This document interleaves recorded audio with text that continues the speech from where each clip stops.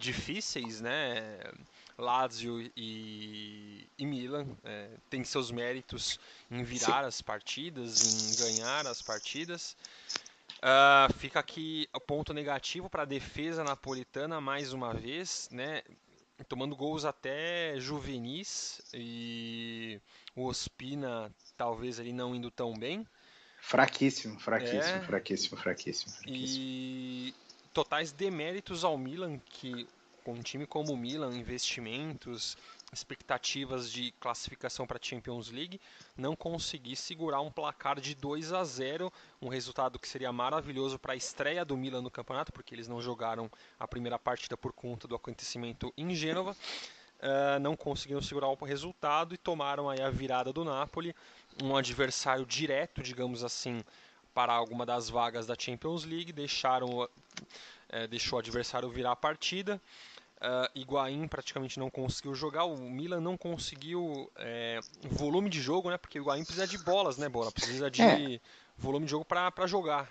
eu tenho muita curiosidade, assim, repentina para saber o que pensaria o nosso amigo Gil Costa, tá? Fanático Ah, torcedor do Milan, sobre esse time do Milan, porque, honestamente, Bakayoko e Kessié juntos, a bola acho que não vai querer entrar em campo, sinceramente. mas aí Para um time que precisa, eu te é pergunto o muito pouco. seguinte: é, o Leonardo contratou o Bakayoko do Chelsea, um jogador aí que tem mais de 20 partidas de Champions League por Mônaco e por Chelsea, com a expectativa de trazer um jogador aí que somasse, contribuísse para o Milan classificar para a Champions.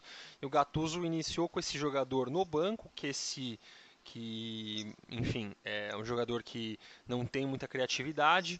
E a única contratação que iniciou, Bona, foi o Higuaín.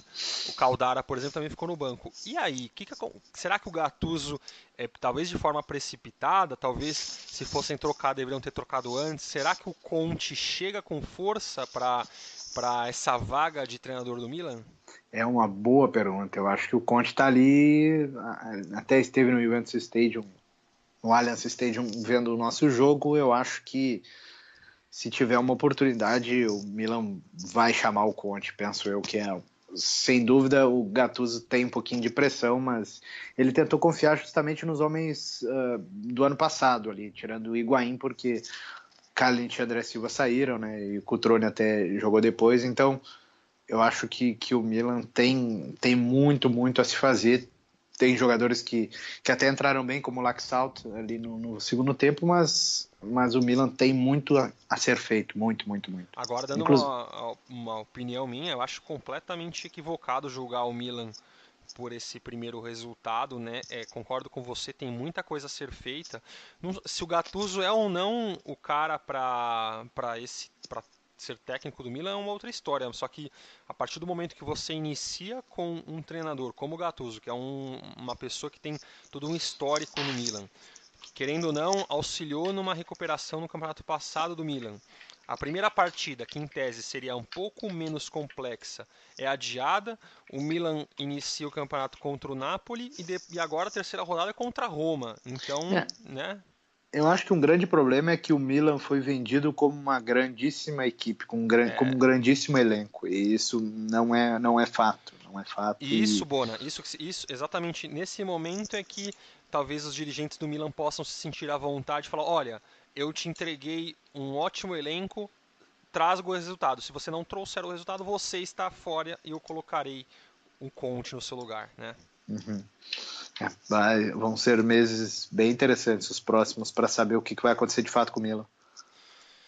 Para a gente completar a análise dos nossos adversários ao Scudetto, Internazionale, a grande Inter, que talvez esse tenha sido o ano que eles mais ficaram esperançosos, que seriam a l'Anti-Juve, né? O time que mais poderia atacar a Juventus no título. Primeiro jogo contra o Sassuolo, derrota. E o segundo jogo com o San Siro com 80 mil pessoas, abrem 2-0 contra o Torino. E depois vem o Torino empatar o jogo e depois o jogo ficar numa franqueza total, onde qualquer um, inclusive o Torino, poderia ter vencido a partida. Final 2-2. Ouço, ouço um tom de risadas da sua parte quanto a falar da Inter. Jamais. Falo da Inter com todo o respeito do mundo. A Inter, eu até gostaria de ouvir a sua opinião, que viu mais abalizadamente o jogo. A Inter começou muito bem.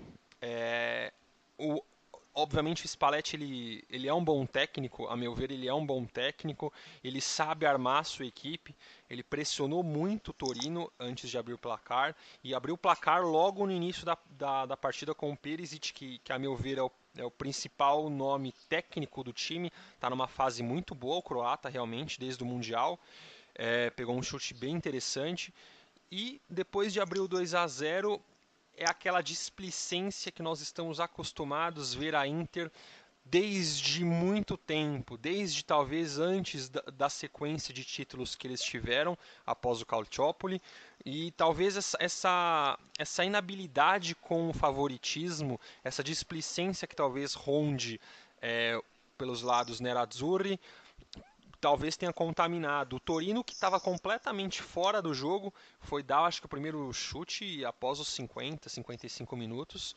E aí, depois que a Inter tomou o primeiro gol, uma falha grotesca do Handanovic, se desestruturaram, se desestabilizaram e o empate foi só consequência. Vale dizer que a Inter, inclusive, acabou o jogo tendo menos chutes a gol do que o Torino. Sim. Isso demonstra o quão franco foi o jogo no final, sobretudo. Sim. Até a Inter fez os 2-0, pensou que o jogo estava decidido, talvez até menos que o Milan pensou que estava decidido contra o Napoli no São Paulo. Teve o exemplo do colega de casa, não conseguiu segurar a partida, esfriar o jogo e continuar talvez agredindo o Torino para que forçasse um terceiro gol que liquidaria a partida. E o Spalletti... Handanovic muito mal, né? Muito mal, muito mal. Para mim, nas duas bolas ele falhou. Na primeira foi clara e na segunda ainda o Meite deu um chute ali que, a meu ver, desviou, criou um nível de dificuldade maior, só que para um goleiro que alguns dizem, né, Bona, ser o melhor da Itália após Buffon aí, falhou e eu acho uma falha bem, bem crassa aí do goleiro da Inter.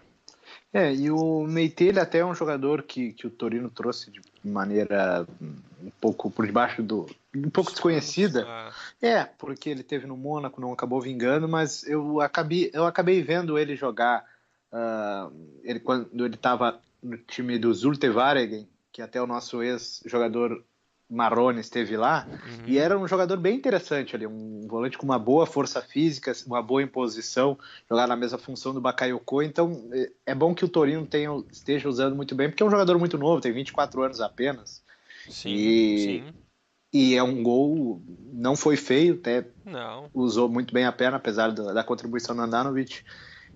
O Torino tem boas peças, a Inter vacilou demais, vamos ver. Então aí com um ponto, vão ter que remar. Eu acho interessante jogadores, por exemplo, como o Meite, que agora de cabeça não me recordo como é que veio para o Torino, valores, enfim.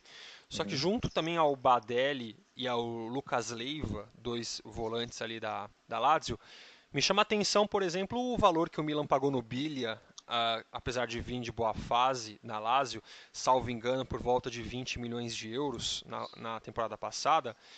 Até porque ele só tinha um ano de contrato e ia sendo um jogador de uma idade avançada também. E a meu ver, o Lucas Leiva demonstrou durante toda a carreira ser mais jogador que o Biglia. Saiu do Liverpool de forma gratuita, a Lazio pegou. E para mim, o Badelli seria outro jogador interessante, por exemplo, para o Milan e até talvez para a Inter, não sei, questão salarial e tudo mais, porque a Inter... Claro, falta a entrada do Nainggolan, só que eles têm jogadores como Gagliardini e Brozovic, que são bem duvidados, são bem questionáveis, né, Bona?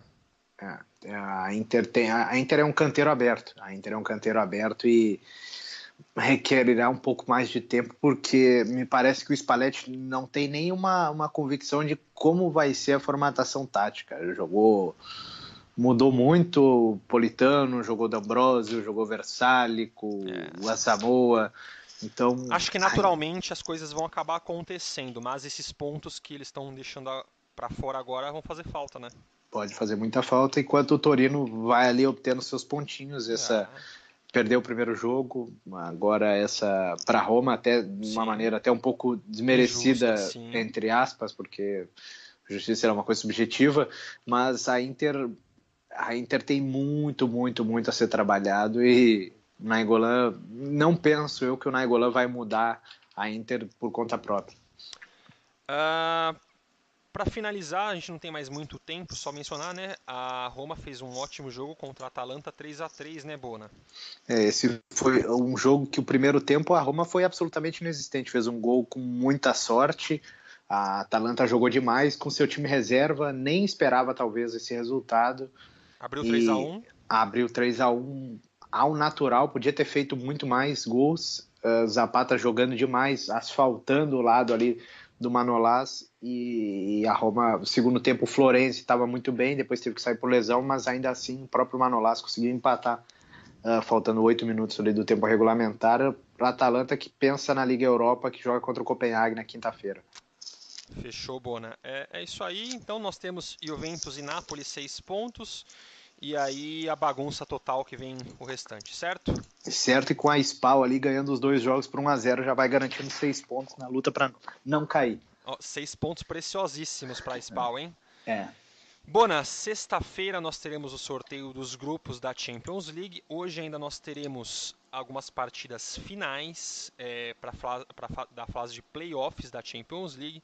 Ainda teremos jogando Salzburg e Estrela Vermelha, Benfica e PAOK e PSV Eindhoven e Bate Borisov. A Juventus está no pote 1, né, Bona? Junto com os campeões nacionais e o Real Madrid, campeão da Champions. E aí eu chamo a atenção, né? Porque se por um acaso o Benfica ficar fora hoje, aliás, o jogo está.